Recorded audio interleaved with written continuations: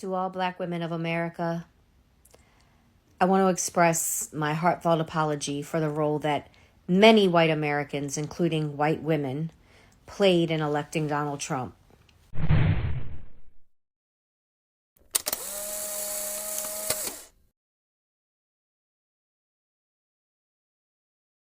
Hello everyone, welcome back to the channel. Today we are diving into a fiery and thought-provoking speech that has been making waves on TikTok.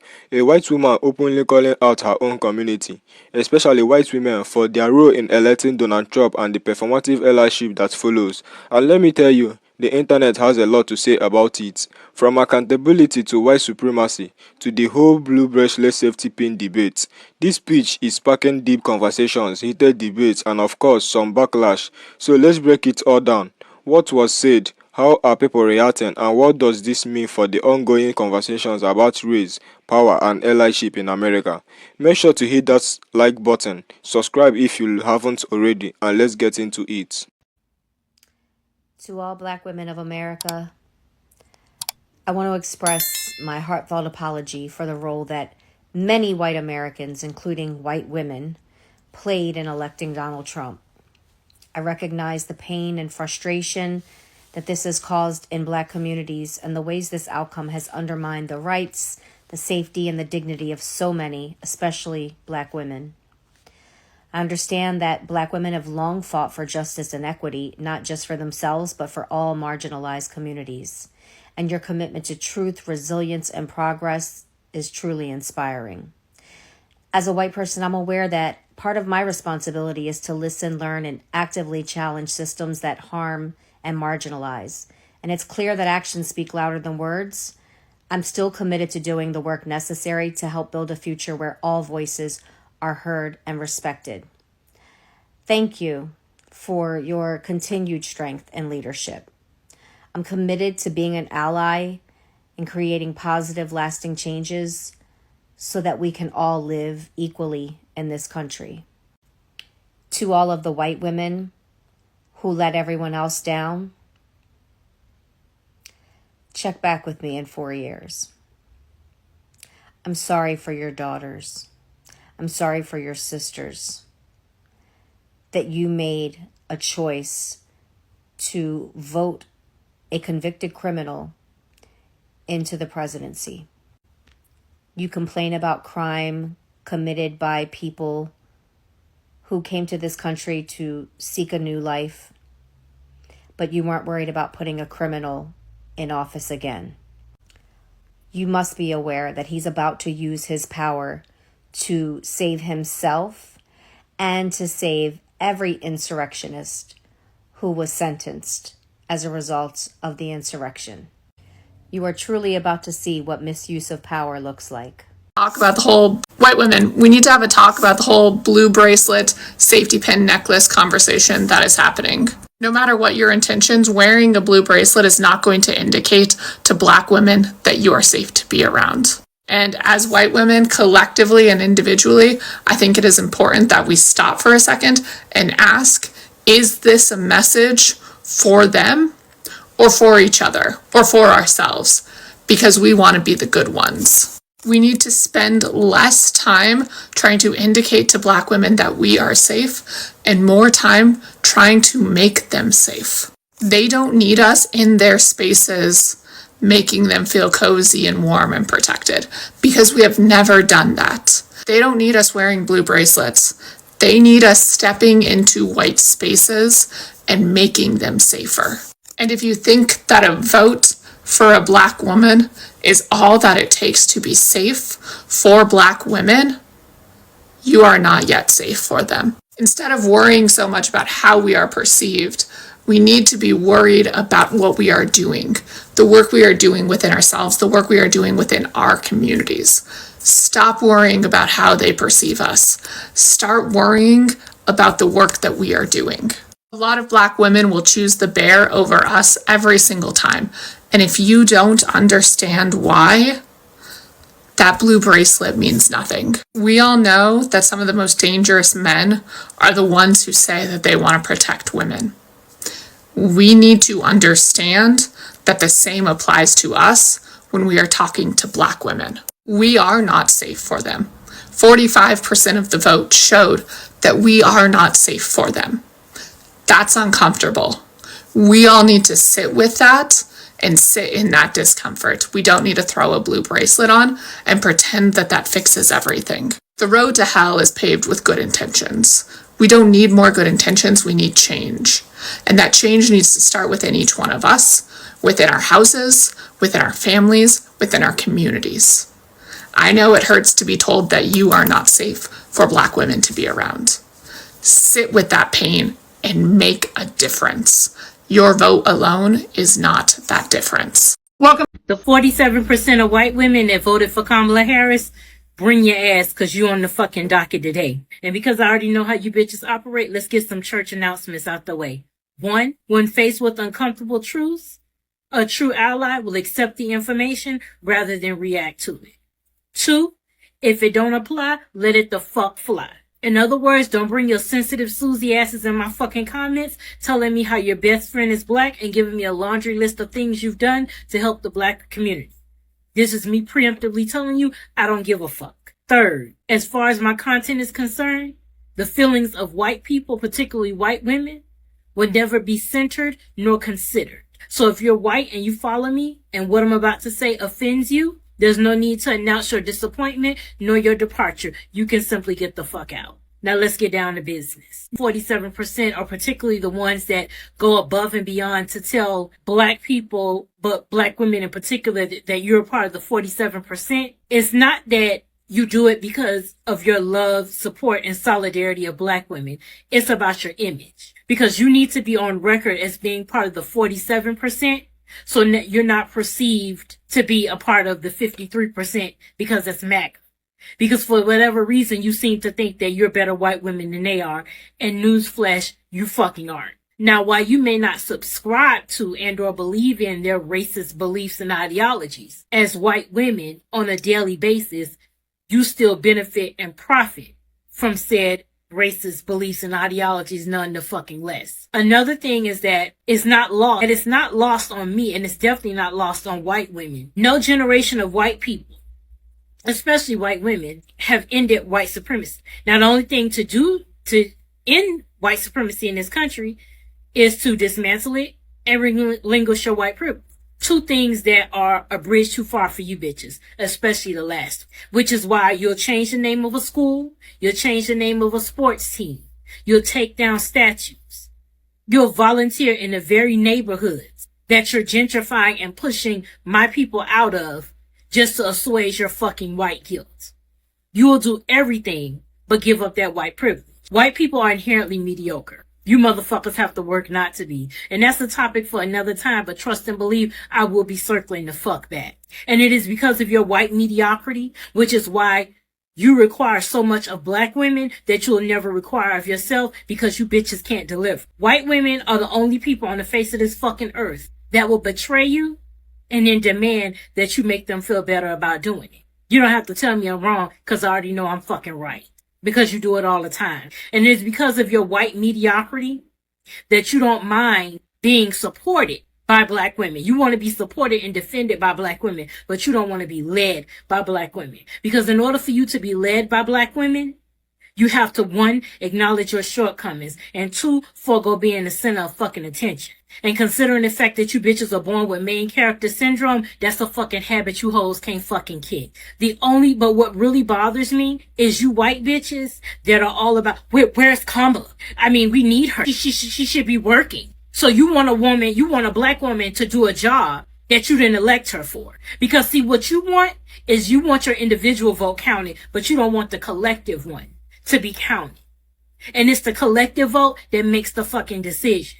And as a collective, you once again voted for your whiteness. Because one thing about you white women, you talk the fucking talk. But when it's time to walk the walk, you walk your ass right on over there to whites only. And this election is no different. And you don't want your ashy and crusty ass heels to be held to the fucking fire about that shit. You want to act like it didn't exist, like it didn't fucking happen. And what pisses me off is that when Hillary Clinton lost, you bitches put on a pink pussy hat, you did your little fucking march, you went to Starbucks and you called it a fucking day. You let that white lady lose in peace. You let her go take a fucking break, go out on the lecture circuit, make her motherfucking money, and go mind her fucking business. But the black woman, you want her to do the job you didn't fucking hire her to do. You should have thought about that shit when you was voting for the trickle-down patriarchy. Because you bitches gonna learn that the patriarchy was designed by white men for the sole benefit of white men.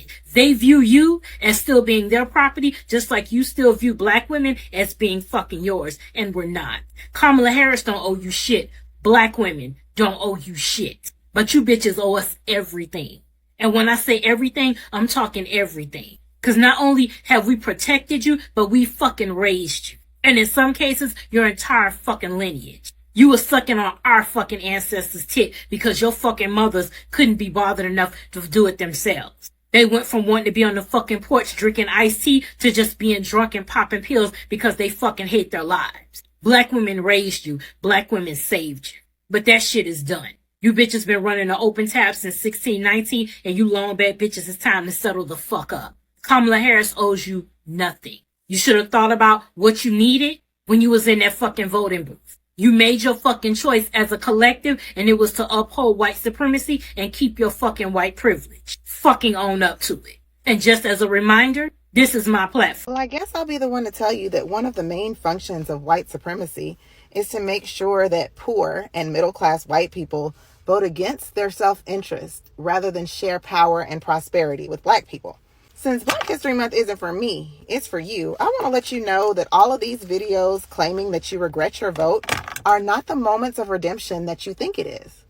What else other than white supremacy would convince you to vote for a con man in a clan with no meaningful plan for this country other than racism? It was racism. Since Black History Month isn't for me, it's for you, I think it's a good time to let you know that we don't need to see any of those videos claiming that you regret who you voted for. You knew who you voted for. You knew what he said he was going to do. And you were okay with it, as long as it didn't impact you. One of the more troubling illusions of white supremacy and also proximity to whiteness is that you start to convince yourself that you're exceptional, that you are going to be the exception, immune, exempt to any detrimental policies that are implemented in this country. I hate to break it to you, but a lot of y'all are not in the tax bracket that you think you are. And the people that are in those tax brackets, they're laughing at you all the way to the bank because they're using you, poor and middle-class white people, to vote against your self-interest, all in the name of preserving white supremacy in this country. I guess the joke's on you. Alright, let's talk about this viral speed that is shaking up social media. A white woman calls out white America, especially white women, for their role in electing Donald Trump and maintaining white supremacy, and she's not sugarcoating anything. She starts with an apology to black women, acknowledging their leadership, their fight for justice, and the ways white Americans, especially white women, have let them down. But what's really stand out is how she shifts the focus. She's not just saying I'm sorry, she's calling out the performative nature of white allyship. She's saying, your vote alone is not enough. Wearing a blue bracelet to signal that you are safe, white person isn't enough. Stop trying to prove you are the good ones and start doing the actual work of making spaces safer. Now, let's be real. This is not a message that a lot of white people, especially those who see themselves as progressive, want to hear. It's uncomfortable. It forces them to ask, am I actually helping, or am I just trying to feel good about myself? And let's be honest, white guilt can be a powerful but often useless emotion if it doesn't translate into real action. The speech also takes direct aim at the hypocrisy of white women who complained about crime but willingly voted a convicted criminal back into power.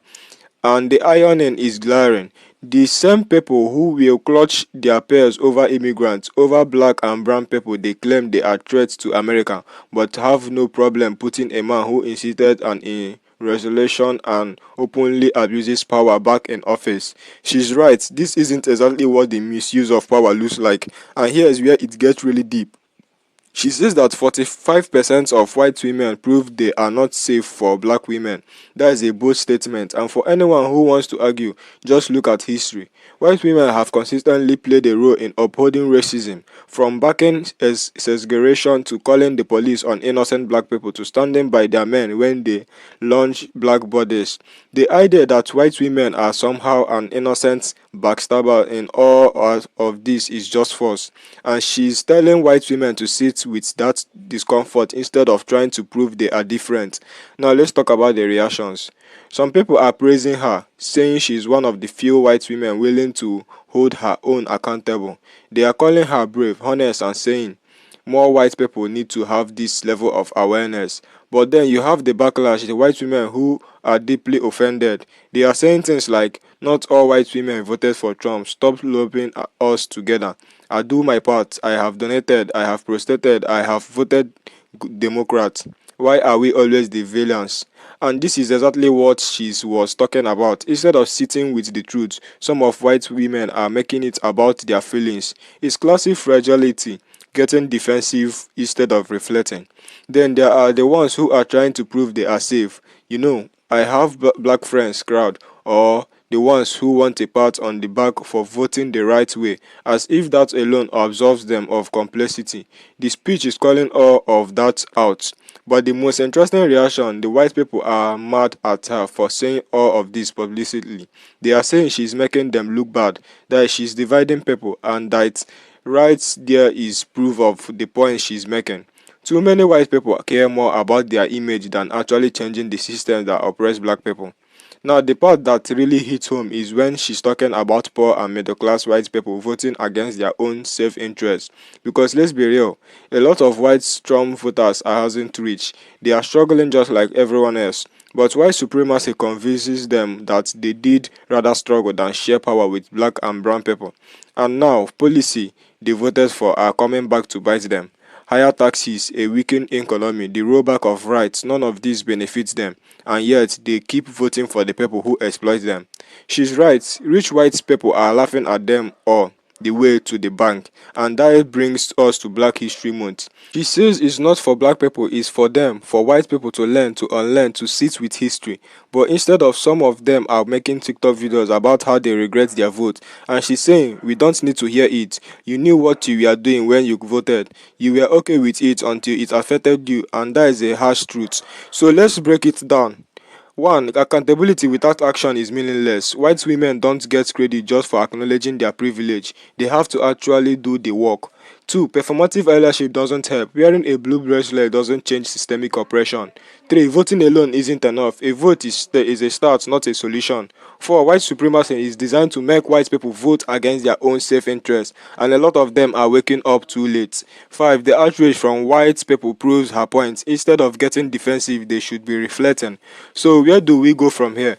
If you are a white person watching this, especially a white woman, ask yourself, am I more focused on proving I am one of the good ones, or am I actually working to dismantle the system that harm black people? Because if your biggest concern is how you are perceived rather than what you are doing, then you are part of the problem.